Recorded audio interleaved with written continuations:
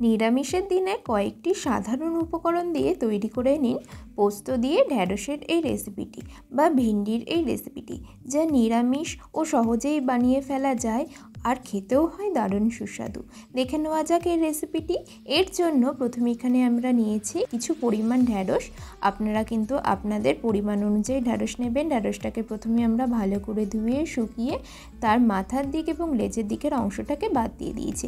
এর সাথে আমরা নিয়েছি 2 চামচ পোস্ত বাটা, দেখতে পাচ্ছেন। এর পাশাপাশি প্রথমে আমি কড়াই গরম করে নিয়ে তার মধ্যে দিয়ে দেবো সর্ষের তেল। এখানে আমি কিন্তু 2 থেকে 3 চামচ সর্ষের তেল ব্যবহার করেছি। সর্ষের তেল গরম হয়ে গেলেই তার মধ্যে আমি দিয়ে দেবো সামান্য পরিমাণ কালো জিরে ও দিয়ে দেবো 1 চিমটে হিং। এই দুটো মশলাকেই অল্প নাড়াচাড়া করে এরপর এর মধ্যে আমি দিয়ে দেবো আগে থেকে কেটে শুকিয়ে রাখা ভিন্ডিগুলোকে। এরপর এটাকে আমরা হালকা নাড়াচাড়া করব। এর মধ্যে আমি দিয়ে দেবো সামান্য পরিমাণ লবণ। লবণটা কিন্তু আপনারা আপনাদের নিজেদের স্বাদ অনুযায়ী ব্যবহার করবেন।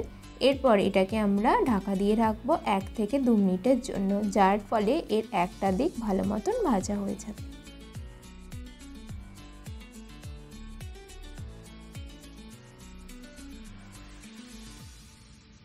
দু মিনিট পর আমরা দেখতে পাচ্ছি আমাদের ভিন্ডি বা ঢ্যাঁড়সের একদিক কিন্তু ভাজা হয়ে গেছে। এরপর এটাকে হালকা নাড়াচাড়া করে আবারও আমরা 1 থেকে 2 মিনিটের জন্য ঢাকা দিয়ে রাখবো।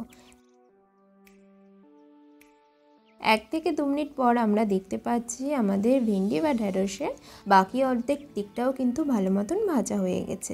আপনারা যদি একটু বেশি নরম করতে চান তবে কিন্তু এটাকে আরও একটু বেশি করে ভেজে নিতে পারেন। এরপর এর মধ্যে আমি দিয়ে দিলাম সামান্য পরিমাণ হলুদ গুঁড়ো।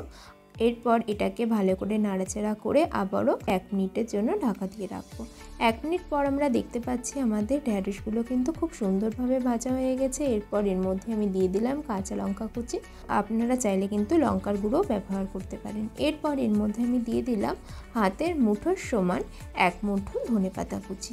ধনেপাতা কুচি দেওয়ার ফলে কিন্তু এই রেসিপির স্বাদ কয়েক গুণ বেড়ে যাবে। এরপর আবারও এটাকে আমরা হালকা নাড়াচাড়া করে নিলাম। এরপর এর মধ্যে আমি দিয়ে দেবো 1 থেকে 1.5 চামচ পোস্ত বাটা। এখানে আমি শুধু পোস্ত বাটা ব্যবহার করছি। আপনারা চাইলে কিন্তু এর মধ্যে কাজু বাদাম বা চারমগজ ব্যবহার করতে পারেন। এরপর এটাকে আমরা ভালো করে একসাথে মিশিয়ে নেব। আর এর মধ্যে আমরা দিয়ে দেবো মশলার পাত্রে দেওয়া অল্প জল। এর ফলে এর একটা সুন্দর গ্রেভি বা ঝোল তৈরি হবে।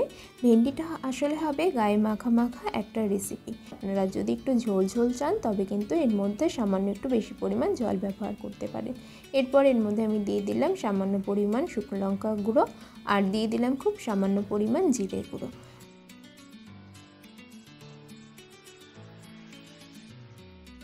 ভালো করে একসাথে মিশিয়ে নিলাম। দেখতেই পাচ্ছেন যে রান্নাটা কিন্তু আমাদের তৈরি হয়ে গেছে। কত সুন্দর এবং কত সহজে এই রান্নাটা কিন্তু আমাদের তৈরি হয়ে গেল। সবশেষে এটাকে আমরা ঢাকা দিয়ে রাখবো। গ্যাসের ফ্লেমটা বন্ধ করে দিলাম। সুস্বাদু ভিন্ডি পোস্ত বা ঢ্যাঁড়স পোস্ত আমাদের তৈরি। আশা করি ভিডিওটি আপনাদের প্রত্যেকের ভালো লাগবে। গরম ভাতের সাথে দিব্যি কিন্তু এই রেসিপিটি নিরামিষের দিনে জমে উঠবে। সবাই ভালো থাকুন এবং সুস্থ থাকুন।